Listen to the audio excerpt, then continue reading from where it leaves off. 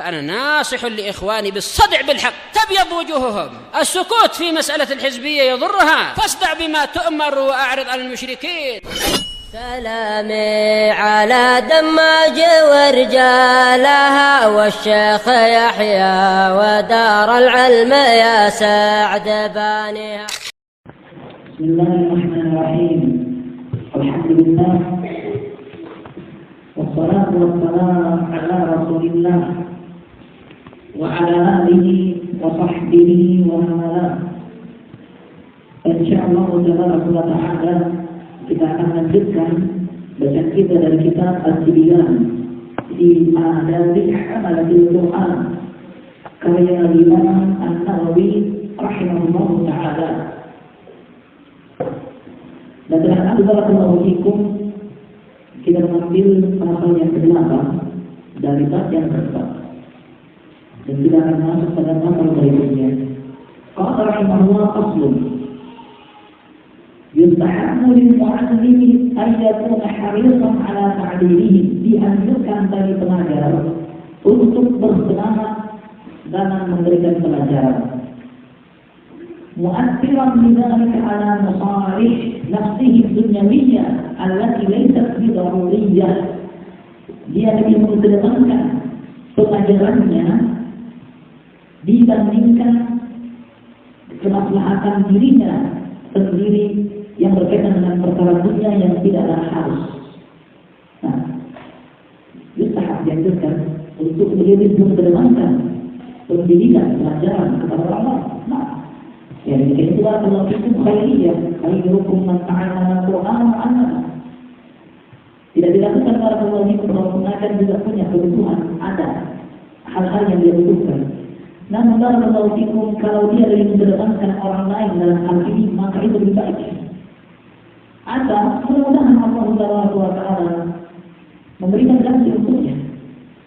Baik itu barakallahu fikum berupa pahala dalam negeri akhirat ataukah berupa ganti dari apa yang dia serahkan untuk pendidikan kepada orang lain. Wa ayyuhal waladahu fi hali durusihi bi iqra'ihim min al-asbab asy-syaghilati kulliha. Dan hendaknya dia memfokuskan, konsentrasikan hatinya saat dia bermajelis untuk membacakan pelajaran dari surat-surat yang menyibukkannya secara menyeluruh. Dia fokus konsentrasi memberikan pelajaran dan meninggalkan sebab-sebab yang bisa menyebutkan pelajaran ini. Wahia kathiratul ma'rufah, dan sebab-sebab yang menyebutkan itu banyak diketahui. Wa yakun harisan ala tafhimihi, dan hendaknya dia bersungguh-sungguh untuk memahamkan para peserta didiknya. Bukan sya'nuhu seperti sebagian pengajar yang penting sebagai kita. Seperti satu, seperti dua. Oh, kita sudah selesaikan seperti apa harus kita? Tidak. Tapi kalau fikum yang menjadi tolak ukur adalah orang yang diajar berarti orang yang diajar paham. Kalau hanya sekedar baca dan terus selesai kalau fikum tanpa paham, tidak ada artinya. Di mana kalau fikum yang diinginkan adalah ilham, pemahaman. Kita sampaikan dan agar mereka bisa mencerna pelajaran itu dengan baik dan mereka pun bisa mendapatkan faedahnya. Ada orang kalau fikum makan sesuatu yang tidak dicerna, kurang faedahnya, kurang manfaatnya, bahkan mungkin keluar itu tidak dicerna. Dan kalau fikum berikan kepada santri makanan yang bisa dicerna dengan baik. Diupayakan agar mereka mengerti dan paham dengan makanan yang disaji siap untuk disantap. Mengapa Allah itu memudahkan pencernaan mereka? Maka ketika ini pelajaran. Kalau memang Allah itu bisa dicicip lebih mudah, dicicip lebih mudah, jangan lebih susah. Kalau Allah itu mereka tidak mengerti, tidak masalah untuk dibuat dan dikasih kembali sampai mereka mengerti. Karena tujuan mereka datang belajar adalah agar mereka mengerti. Nah, wa ayyurabbiya kulla insanin minhum ma yaliqu bih, dan hendaknya sang pengajar memberikan masing-masing daripada peserta didiknya apa yang layak baginya, yaitu mereka diperlakukan sesuai dengan kondisinya. Yang pintar dikasih seperti porsinya, yang agak sedikit pintar kita harus seperti porsinya, yang di bawahnya lagi kita porsinya. Tidak dalam mengerti pun diramakan. Yang susah mengerti kita dianggap seperti yang paling cepat mengerti. Mengerti oke, sudah kalian semua mengerti. Tidak. Daripada mengerti itu, coba dicari dari yang mana yang paling rendah, diupayakan dia mengerti dan sekarang. Karena apabila yang biasa pemahaman yang kita mengerti, maka cara yang mencetak paham lebih gampang mengerti. Nah, pada yusir alaman lain tapi lebih tahu, maka jangan kasih banyak-banyak kepada orang yang tidak bisa menerima banyak. 5 hari itu anak sudah. Dia hanya mampu terima 1-2 hari, kasih 1-2 hari. Yang tidak mampu seperti itu dalam pengawal itu, kasih di bawahnya. Walau yang pasti 5 hektar minum ziyadah, dan jangan dia kasih sedikit bagi yang mampu lebih. وَيَأْمُرُهُمْ بِإِعَادَةِ مَحْفُورَاتِهِمْ, dan hendaknya pengajar memerintahkan santrinya atau pengikutnya untuk mengulang-ulang kembali hafalannya. Sahih, murajaah di antara perkara penting. Dan al-hifz, hafalan barakallahu fikum adalah modal utama seorang dai.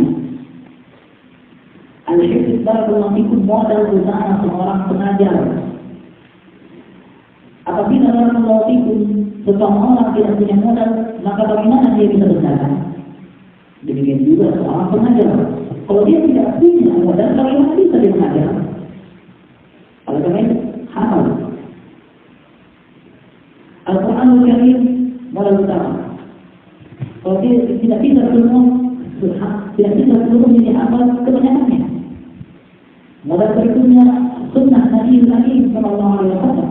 Kalau tidak bisa dihafalkan semuanya, kebanyakannya. Dan diusahakan juga.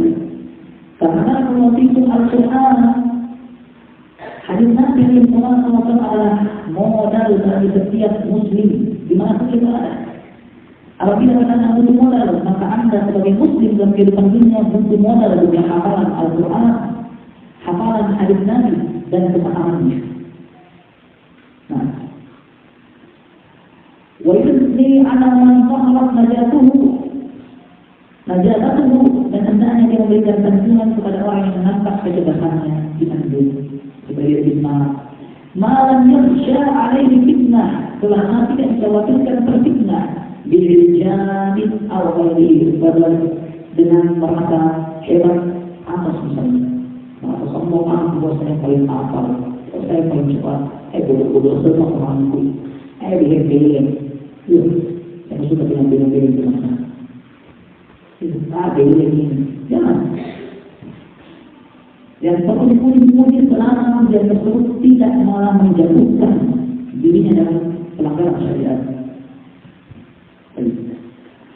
وَمَنْ كَفَرَ عَنَّكَ تَعْرِيفًا لَطِيفًا مَا لَمْ يَخْشَ تَنْفِيرُهُ dan siapa yang kurang dalam pemahaman ataupun dalam hafal diketahui dengan bentuk kekasaran yang sedikit lembut, tapi selama perbuatan itu tidak membuatnya jauh atau lari. وَلَا يَحْسُنْ أَحَدًا مِنْهُمْ لِبَرَاءَةِ الْمُحَرَّمِينَ dan jangan ada seorang di antara mereka yang benci kepada salah satu yang lainnya yang memiliki potensi yang lebih menonjol, yang memiliki keunggulan yang lebih menonjol. وَلَا يَسْتَكْبِرُ بِهِ مَا أَنْعَمَ اللَّهُ تَعَالَى بِهِ عَلَيْهِ, dan jangan dia berbanyak-banyak syarat yang Allah Ta'ala menetapkan kepadanya.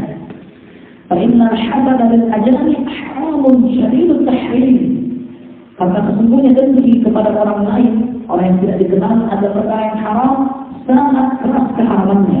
فَكَيْفَ لِلْمُتَعَلِّمِ الَّذِي هُوَ بِمَنْزِلَةِ الْوَلَدِ, lalu bagaimana mungkin dia merasa dengki hasad kepada peserta didiknya, di mana peserta didiknya itu adalah ibaratnya adalah anaknya sendiri. وَيَعُودُ مِنْ فَضِيلَتِهِ إِلَى مُعَلِّمِهِ فِي الْآخِرَةِ الثَّوَابُ الْجَزِيلُ, yang dimana keutamaan itu akan kembali kepada sang pengajar di negeri akhirat, di mana keutamaan akan kembali kepada pengajarnya di negeri akhirat berupa pahala yang besar. Waktu dunia as-sana'ul jamil, dan akan kembali keutamaannya kepada sang pengajar dalam kehidupan dunia dengan sanjungan yang bagus. Faslun, ويقدم في تعليمهم إذا ازدحموا الأول فالأول. Hendaklah dia lebih mendahulukan dan memberikan pendidikan apabila mereka berdesak-desakan, yang paling pertama kemudian yang berikutnya. Siapa yang lebih dahulu datang, dia diajar, bikin baris. Seperti Rasulullah itu kalau ikrah, bacaan atau mulai belajar membaca. Nah, siapa yang dulu datang, dia lebih lagi. Kalau memang Rasulullah itu kita ada pendidikan yang harus fokus satu-satu. Kalau kita ada pendidikan yang fokus satu orang, maka Barakallahu fikum yuqaddim awal fal awal. Dia dahulukan yang pertama datang, kemudian yang berikutnya. Fa in radiyallahu wa bi taqdimi ghairihi qaddama. Kalau yang pertama datang setuju untuk mendahulukan yang belum orang lain, maka silakan. Wa yanbaghi an yulhimu lahum al-bishra wa talaqatul wajh. Dan sepatutnya baginya untuk menampakkan senyum dan juga keriangan di wajah. Wa yatafaqqad ahwalahum, dan hendaknya sang pengajar berusaha mencari tahu keberadaan mereka. Wa yas'alu amman ghaba minhum, dan mempertanyakan siapa yang gaib tidak hadir di antara mereka. Pasal berikutnya. Qala al-ulama wa la yamtani'u min ta'limi ahadin li qawlihi ghayra sahihin niyyah. Janganlah sang pengajar tidak memberikan pelajaran kepada seseorang dikarenakan orang tersebut tidak benar niatnya, atau mungkin terucap di lisannya, saya mau begitu ini. Jangan sampai hal itu menjadi penghalang tidak ajar orang lain. Kepada Allah Sufyan wa ghairuh, Sufyan telah berkata, "Qalamuhum bil ilmi niyyah." Mereka menuntut ilmu itu sudah niat. Sekiranya mereka berniatnya pada suatu hari, maka tatkala mereka datang di hari lainnya, itu sudah bukti bahwa mereka punya niat untuk belajar. Mereka punya niat untuk mengangkat kejahilan yang ada pada diri. Maka jangan sampai Barakallahu fikum adanya ucapan yang menunjukkan buruknya niat menghalangi kita mengajar mereka. Wa qalu, para ulama juga mengatakan, talaqal ilma li ghairillah ta'ala fa aba an yakuna illa lillah. Kami menuntut ilmu selain untuk Allah, maka ternyata ilmu enggak kecuali harus untuk Allah. Maknanya, karena akibatuhu ansara lillahi ta'ala, artinya akhir kesudahan orang yang menuntut ilmu itu nantinya akan kepada Allah juga. Mungkin awal belajarnya bukan untuk Allah, tapi kalau dia konsisten terus belajar dan belajar dengan pendidikan dan seorang pendidik yang mengajak kepada ikhlas kepada Allah, maka insya Allah dia akan berubah. Jangan sampai Barakallahu fikum niat yang buruk yang kita ketahui darinya menghalangi, karena manusia selama masih hidup bisa saja berubah. Sebagaimana Barakallahu fikum niat itu berubah-ubah dan sangatlah gampang untuk berpindah dari satu niat kepada niat yang lainnya, maka jangan hal itu menjadi penghalang untuk memberikan pelajaran kepada mereka. Ini Barakallahu fikum 3 pasal yang kita baca pada kesempatan ini.